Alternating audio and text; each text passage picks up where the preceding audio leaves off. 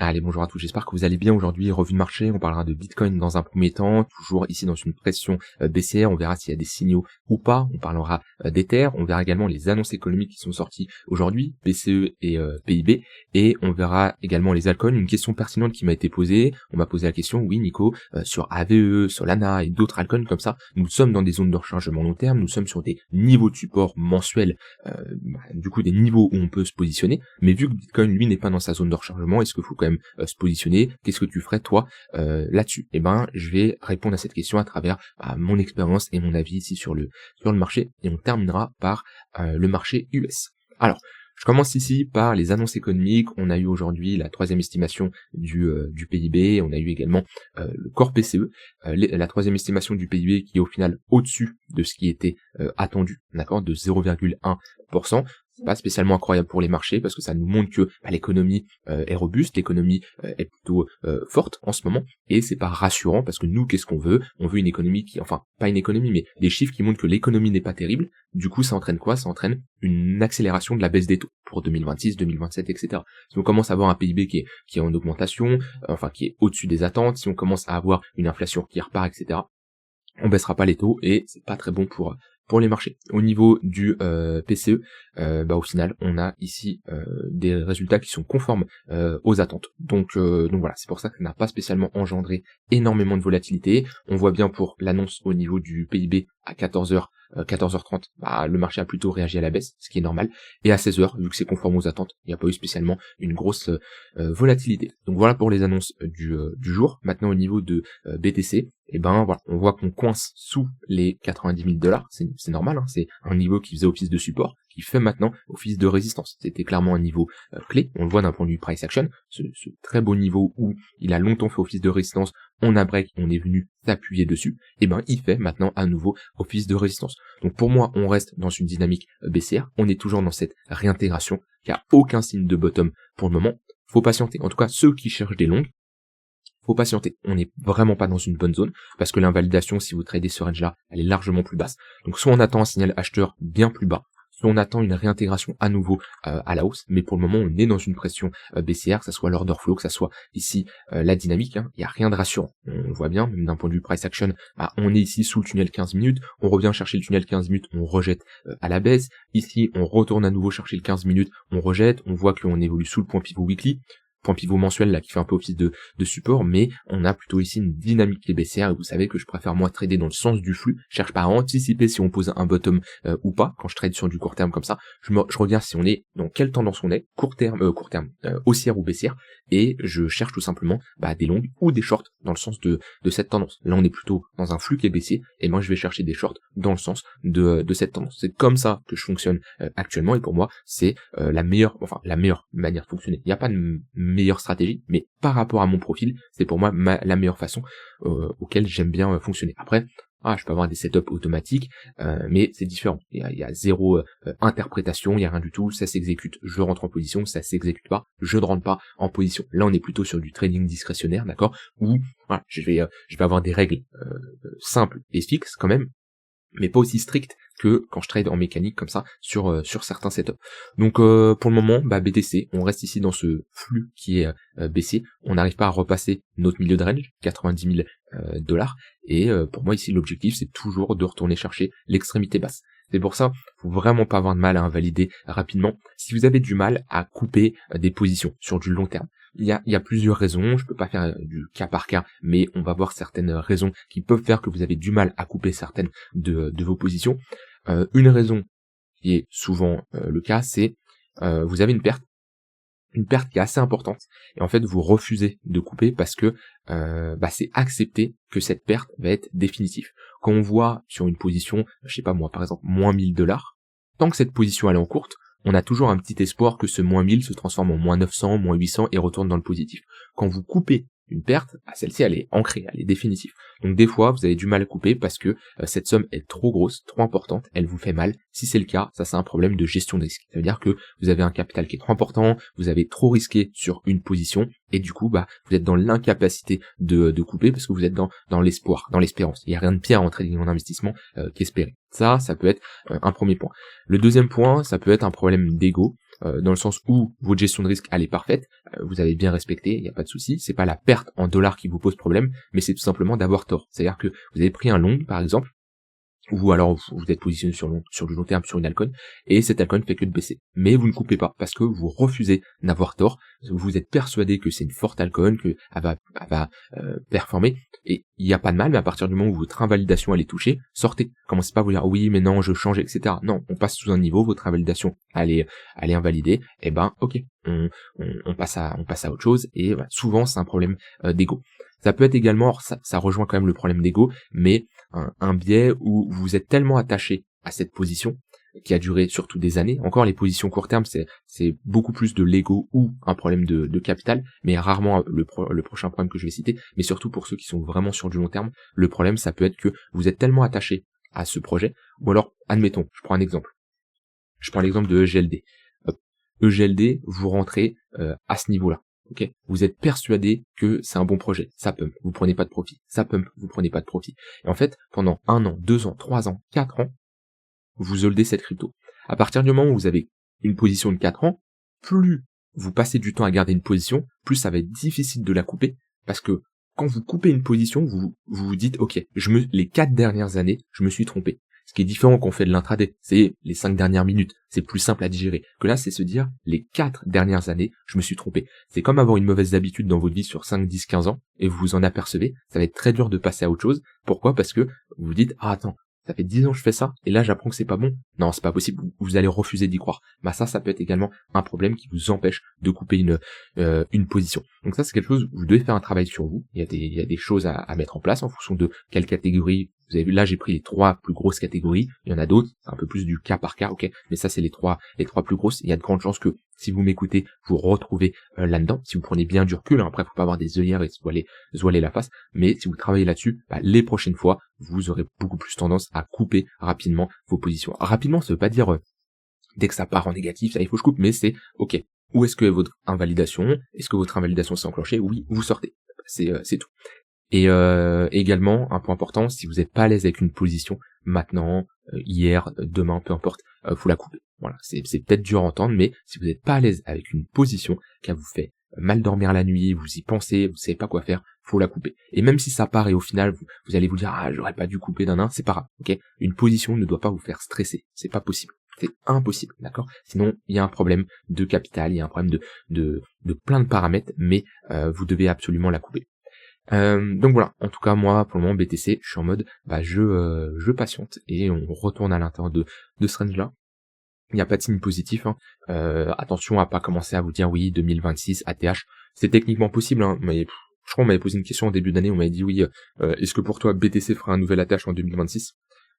Moi j'aime bien raisonner avec des probabilités parce que c'est plus réaliste, c'est-à-dire je peux pas juste dire non. Est-ce que c'est 100% sûr que BTC ne fait pas un ATH en 2026? Non, ça serait faux. Maintenant, de mémoire j'avais et au final j'ai eu, c'était quand? C'était à ce niveau-là. Et au final pour le moment j'ai raison, ça fait que 3 semaines qu'on est en début d'année, donc on verra ce que ça nous donne. Mais il me semble que j'ai été sur un 60-40. En tout cas il y a une majorité de chances que Bitcoin ne fasse pas de nouvelle ATH en 2026. Pour moi c'est mon analyse. Et ouais, pour moi ici on a marqué un top qui sera retesté un jour, et je suis persuadé que Bitcoin fera un nouvel ATH, mais ça me surprendrait pas d'avoir une année un peu plus compliquée. Faut oser aussi dézoomer, hein. Et je sais que c'est difficile pour les personnes qui sont arrivées en 2025 de se dire ça, mais le marché il vous attend pas, c'est pas parce que vous êtes arrivé que le marché doit absolument vous récompenser. Faut pas oublier qu'en 2023 il y a eu ça, en 2024 il y a eu ça, et en 2025 il y a également eu ça, d'accord? Même si 2025 au final on a ravalé la majorité de la baisse, et on a clôturé ici dans le rouge, au final quand on dézoome, on a eu quand même 3 années assez incroyables.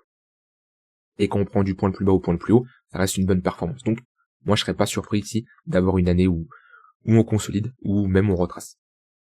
Et si on peut faire quelque chose de similaire à ce bear market qu'on a eu, poser un bottom et repartir, faire ça, basez-vous pas sur les amplitudes, ça m'étonnerait qu'on fasse des aussi grosses amplitudes et après qu'on fasse quelque chose comme ça, bah tant mieux, c'est là où il y aura les meilleures opportunités pour se positionner. Et peut-être le prochain cycle, bah on sera pas sur un x7 comme on a fait là, mais on sera peut-être sur un x4. Voilà, si on vient chercher les 60 000 $, et ben un x4, à partir de là ça fait 240 000 $. C'est une possibilité. Dans tous les cas, mon but là c'est que vraiment je me suis fixé, je me suis dit, ok, actuellement là, juste tu réagis à ce que tu vois. Le marché t'envoie des signes bullish, t'es dans le marché t'envoie des signes bearish, bah t'es en dehors du marché. Et pour le moment, en tout cas, il m'envoie des signes plutôt bearish, même au niveau de l'order flow. Ici, on voit que à ce niveau-là, c'était plutôt pas mal parce qu'on avait une baisse de l'open interest, donc ça nous montrait qu'il y avait moins de soutien sur cette tendance baissière, potentiellement des shorts qui prenaient des profits. Et là on voit qu'on a à nouveau une hausse de l'open interest, comme si qu'on avait également des sell market là, une pression vendeuse qui s'accentuait. On le voit également sur le CVD, on fait des plus bas. Donc voilà, là il y avait potentiellement des signes qui étaient en mode pas spécialement de reprise, mais ok, c'est déjà plutôt pas mal. On a sûrement ici une phase de conso, hein, quand on a un open interest qui se calme, c'est souvent qu'on rentre dans une phase de consolidation, comparé à quand on a un open interest qui monte, c'est-à-dire qu'on a du soutien dans cette tendance, qu'elle soit haussière ou baissière. Donc là on voit à nouveau qu'on a du soutien, donc c'est pas très bon. Et ouais, dès que vous verrez l'open interest qui commence à baisser, ouais, comme on a eu à ce niveau-là, souvent ça peut être une bougie de liquidation, hein. Ça c'est une bougie de liquidation, de capitulation, on voit pic sur la liquidation, ici on liquide tout simplement des longues, baisse au niveau de l'open interest, il n'y a pas spécialement de soutien, on n'a pas une grosse hausse de l'open interest, bon, et on voit après on rentre ici dans une phase de latéralisation. Donc ouais, pareil, faudra attendre d'avoir des signes un peu plus intéressants pour poser un bottom, idéalement un funding négatif, c'est toujours des signes qu'on aime bien voir. Voilà de ce côté-là sur BTC. Ether, eh ben c'est globalement pareil, on voit que notre niveau sur Ether, il est là, c'est notre milieu de range. On est repassé en dessous, ça faisait office de résistance, on est passé au-dessus, support, on repasse en dessous, office de résistance, puis ouais, on a une charte qui est pareil, qui est baissière, bah, c'est tout simplement un range, on fait du yo-yo entre deux bornes, ce range a quand même plus de chances de casser à la baisse. Pourquoi? Parce que pareil, à chaque fois, posez-vous une question simple, ok, je suis dans un range, très bien, par quoi je suis précédé? Est-ce que je suis précédé par un flux haussier ou un flux baissier? Ici, je suis précédé par un flux baissier. Donc mon range a statistiquement plus de chances de casser dans le sens de la tendance précédente, tout simplement. Voilà, si vous fonctionnez comme ça, vous aurez plus de chances j'aime pas ce mot-là, mais savoir à peu près où le range a plus de chances de casser. C'est pas on anticipe, c'est on établit tout simplement des probabilités. Et c'est comme qu'on propose ici un M-top, vous voyez, hop, tendance baissière, ok, ici je rentre dans un range, plus de chances de casser par le bas, ici je rentre dans un range, plus de chances de casser par le bas, ici j'ai un plus petit range, ici j'ai un range plus... Et même là, sauf qu'on sait à un moment, on le sait, le range va casser par le haut, parce qu'il va poser un bottom. Mais si vous jouez dans le sens de votre tendance, bah là vous prenez un short, enfin pas un rat, mais globalement vous prenez un short sur l'extrémité haute, ou au moment du retest, au moment du break, peu importe. Mais là vous avez raison, là vous avez raison, là vous avez raison, là vous avez tort. Et la perte que vous prenez là, doit être légère comparée aux 3 gains que vous réalisez à ce niveau-là. D'accord? C'est pour ça, on a une bonne gestion de risque. Et ça marche dans un sens comme dans un autre. Après, quand on a une tendance haussière, range, etc. Bien sûr, jusqu'à temps avoir ici un top de marché. Donc, Ether, c'est globalement la même. On a déjà bien corrigé, mais on peut revenir bien plus bas. Sur du court terme, on a un flux ici qui est baissier, similaire au BTC, on va bien, structure ici de top, rejet à ce niveau-là, point pivot daily, tunnel 15 minutes, on rebondit, on retourne chercher le 15 minutes, le point pivot mensuel, on rejette à nouveau. C'est là l'importance d'avoir des bonnes zones de localisation, des bons points de repère, hein. Pour ceux qui veulent ajouter cet indicateur, vous allez ici, vous mettez Multime Frame Vegas, et vous avez soit ici les points pivots que vous pouvez ajouter ici, tunnel et point pivot, ça vous donne les deux, un indicateur qui fait les deux, ou alors juste les tunnels pour ceux qui veulent pas les points pivots, mais en tout cas c'est pratique. Puis après tout est déjà il est là, hop, tout est déjà configuré. Voilà, vous avez juste à actionner les tunnels ou les pivots si vous voulez un des deux, daily, weekly, vous mettez les extensions pour les points pivots. Ici, important, quand vous allez avoir l'indicateur pour en tout cas les points pivots, vous avez que les points pivots de la session en cours, daily ou weekly, mensuel. Si vous voulez les sessions passées pour analyser ou quoi que ce soit, vous pouvez mettre 15, ici vous aurez les 15 précédentes sessions, donc les 15 précédentes semaines, les 15 précédents mois et les 15 précédents jours sur l'actif en question. Voilà, ça c'est important pour votre information. Voilà de ce côté-là sur Ether. Au niveau marché US, on a marché US qui pousse, et on revient un peu dans cette décorrélation qu'il y a. Il nous montre que les cryptos sont vraiment faibles. Honnêtement, pour avoir ici un rebond de 2% sur le SP500, ce qui est quand même un bon rebond, on n'est pas sur Bitcoin qui a des rebonds de plus 5, plus 10% des fois, sur BTC c'est rien. Au final, on fait un rebond de 1% à ce niveau-là. C'est là où on voit, en fait, dans un marché corrélé où BTC, il y a du flux, il y a de la demande, quand SP500 prend plus 2%, on peut avoir un Bitcoin qui en prend plus 5, plus 10. Là, on est vraiment ici dans des altcoins qui sont vraiment, des cryptos qui sont vraiment faibles. À voir si ce rebond donne quelque chose sur le SP500. Pour moi, je suis plutôt méfiant. On voit que il y a un ralentissement du momentum. À chaque fois qu'on dépasse la TH, c'est léger ce qu'on fait. On n'a pas un fort pump. Donc personnellement, je chercherai pas des longues là sur l'SP500, c'est délicat. On est dans une tendance haussière, mais on a un gros affaiblissement de cette tendance. On peut pas anticiper un top pour le moment, mais en tout cas on a des signes quand on commence à casser ces creux. Si en plus on fait un nouveau plus bas, voilà, ça sera vraiment la confirmation comme quoi on va aller chercher des SL et on va bien retracer. Bon, en tout cas, je suis vraiment méfiant ici sur les marchés. Au niveau des altcoins, alors on m'a posé une question intéressante, on m'a dit ouais Nico, quand tu regardes certaines altcoins, et c'est vrai, hein, quand je dézoome, honnêtement, si on prend du cas par cas comme ça, admettons on se dit ouais, c'est une charte du BTC, une charte du SP500, c'est les leaders, et ils ont cette charte là. Bah oui, quand je vois quand je vois AAV, on est ici dans une bonne zone de localisation. On revient chercher notre zone de rechargement long terme, d'un point de vue price action, on revient en tout cas chercher des niveaux de support, AVE, Solana, on est également sur un niveau ici de support. Il y a pas mal d'alcoins comme ça qui sont dans ce genre de configuration. Donc là-dessus, je suis d'accord avec vous. Ok. Si je prends uniquement la chart, oui, on est sur des niveaux pour se positionner. Le problème, c'est quoi? Le problème, c'est que Bitcoin, tant qu'il n'a pas posé de bottom, il continue à chuter. Les altcoins vont continuer à chuter. C'est comme ça. Si on prend la chart du BTC, on met en comparaison, par exemple, la chart de Solana. Hop.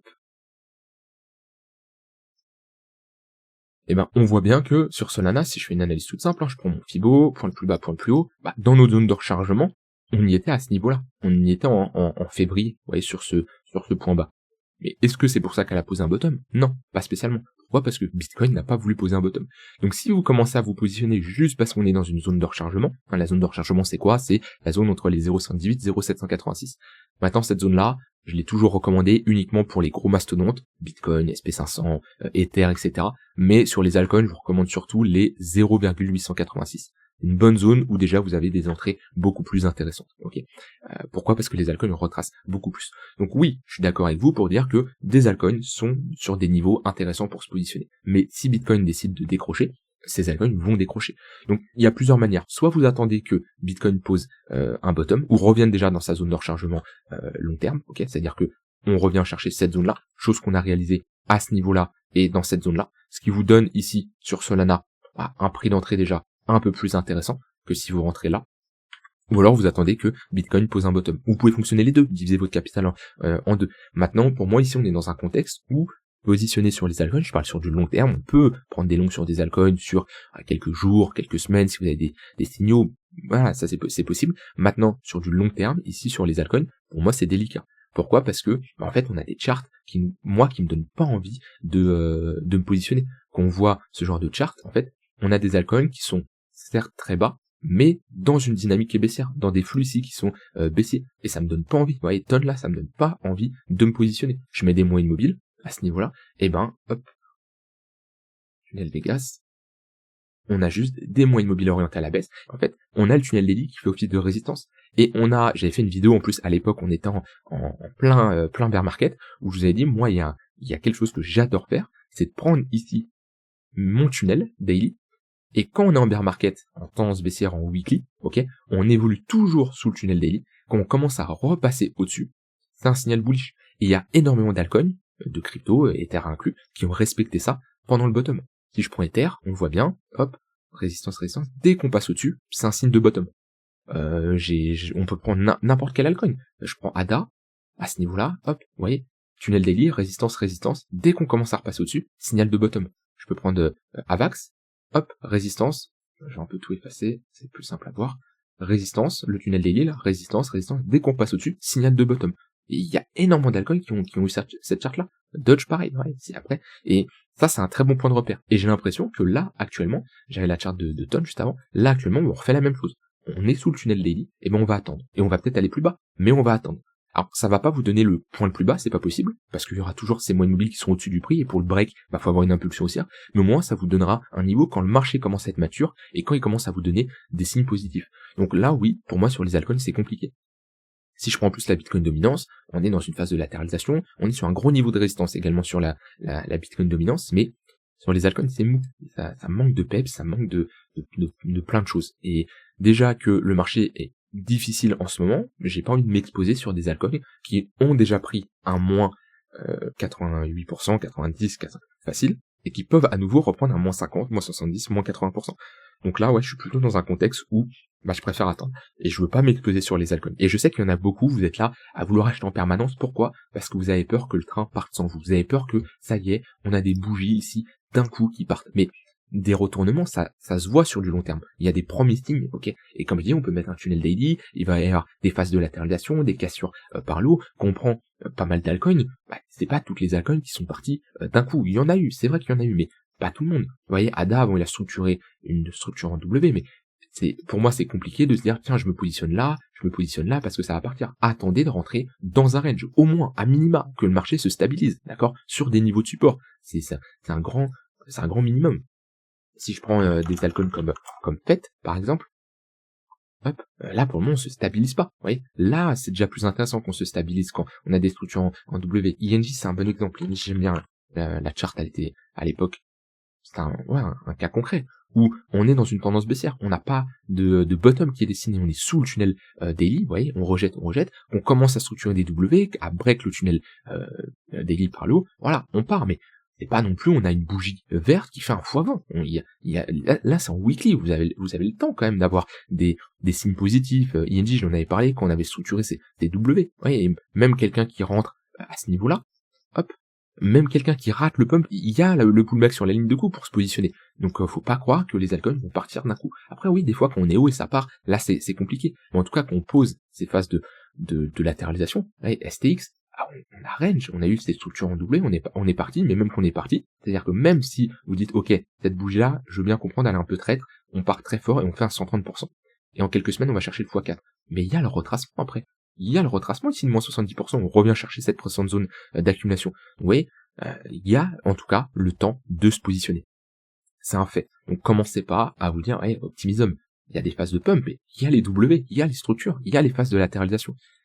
Je dis pas que c'est simple, je dis pas que vous aurez tous les bottoms possibles, mais pour moi ici on est dans une phase où je préfère patienter. Voilà, je préfère patienter. Et puis si le marché décide de partir du jour au lendemain pour X raisons comme ça, peu importe une news ou quoi que ce soit, to the moon, des bougies de x2, x3, etc. Eh ben on rentrera agressivement, continuation de tendance, etc. On s'adaptera. Mais moi actuellement, ouais non, j'ai pas envie de me positionner sur les altcoins. Mais quand je dis là, c'est actuellement, ça se trouve dans 2 semaines, je vais avoir un avis contrairement à l'opposé de ce que je dis là.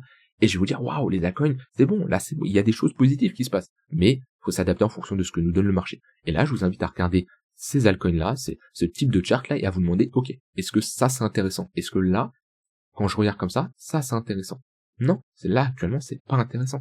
C'est pas intéressant du tout. On est sur des niveaux de support, là-dessus, je suis d'accord. Et là-dessus, je vous rejoins. Mais, voilà, ça, c'est intéressant. Vous voyez, ça, c'est pas mal. Et pareil, vous voyez, 2023, pardon, tendance baissière, pullback daily, break d'un coup.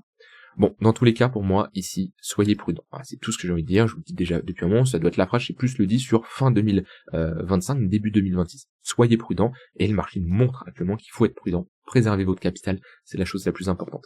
Je vous souhaite une bonne soirée, je vous dis à demain. Mettez en vidéo les altcoins que vous voulez, en commentaire, pardon, les altcoins que vous voulez que j'analyse. Je vous souhaite une très bonne soirée, je vous dis à demain. Bye bye.